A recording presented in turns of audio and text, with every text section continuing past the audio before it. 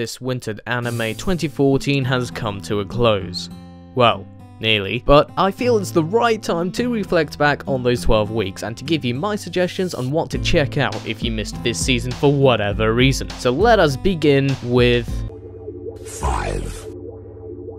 Witchcraft Works is quite the entertaining series, switching the role of the damsel in distress around with Kaguri as the muscle and Takemiya as the guy that always needs to be protected. The show often throws some gags that get delivered discreetly, which kind of leaves it to you, the viewer, to decide whether to laugh out loud or just give it a slight chuckle. The main protagonist Takemiya doesn't necessarily bring anything new to this genre, but copes with it surprisingly well and is always eager to become an asset to Kaguri than being a burden. As for Kaguri the Fire Witch, she pretty much is the badass and the most likable character that's going for this show, and would be the perfect candidate for your own personal waifu. Don't you agree?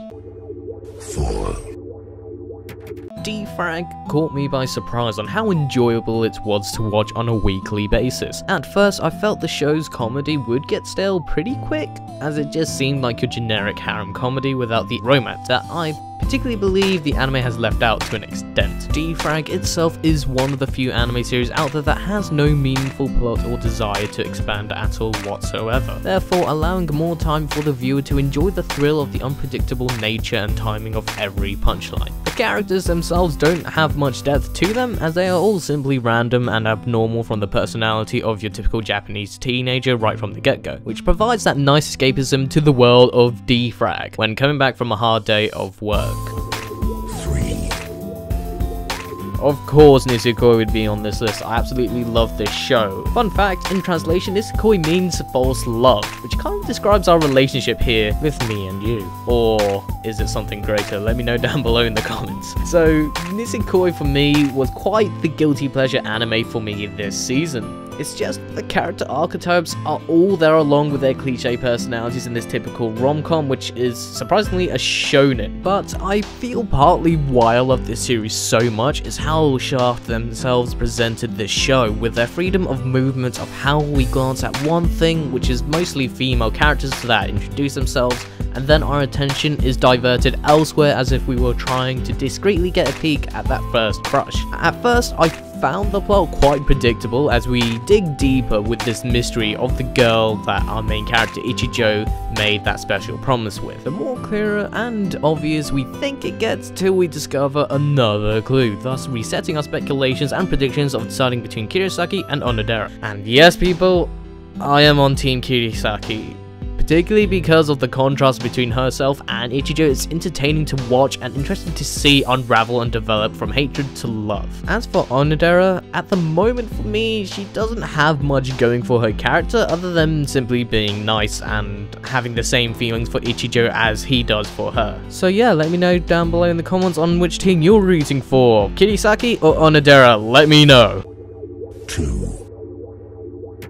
Noragami has an interesting concept that I haven't ever really come across upon before, with the way the show tackles the controversial concept of suicide, especially in Japan, was executed very well. The phantoms that push people to pull the trigger in committing suicide opened up these side characters that we barely knew of. The reasons for these suicides seemed relatively relatable, not in the sense that I've ever tried, but it's the backstories that each character has before they want to end their lives is what's relatively interesting. Not only that, but the concept of the deity gods also opened up a broader plot, which of course reeled in all the action that weren't half bad. As for Yato himself, he gives exposure to the comedy of the show, adding in that extra entertaining value to break up any serious tension going around. My only real complaint with Noragami was how the majority of the series had too much fixation on Yukine's character, as there's a limited amount of episodes that we have here to reel in a new audience to Noragami, which I feel may tarnish the chances of a sequel to Noragami, but fingers crossed. 1.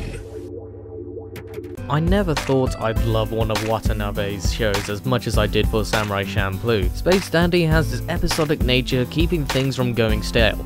The characters are the main selling point in the show, just focusing on the wacky adventures that they embark upon to discover new alien species to rake in that dough. And boobies as well, don't forget boobies. My best advice for people that are skeptical about trying out Space Dandy is to simply just watch it for yourself and see how it goes. particularly the English dub, because after trying the sub version myself, it didn't really click with me and have that fun essence that the dub had for me, personally. Also, a quick note to Space Dandy fans, the show has been confirmed for 26 episodes, and will be taking a break for the spring season, and will hopefully return in the coming summer season of anime this year. So that just about wraps everything up for this winter 2014. Overall, a pretty decent anime season that's had a good handful of shows and continued series. So now I pose you guys the question, what was your top 5 or favourite animes of this season? Also, what anime disappointed you the most this winter season? I look forward to seeing your responses down below, and don't forget to like and share this video to show people that animes that's worth trying out from this year. So I'll catch you all in the next video. Farewell, follow me on Twitter or Hummingbird, and yeah, love you guys, bye.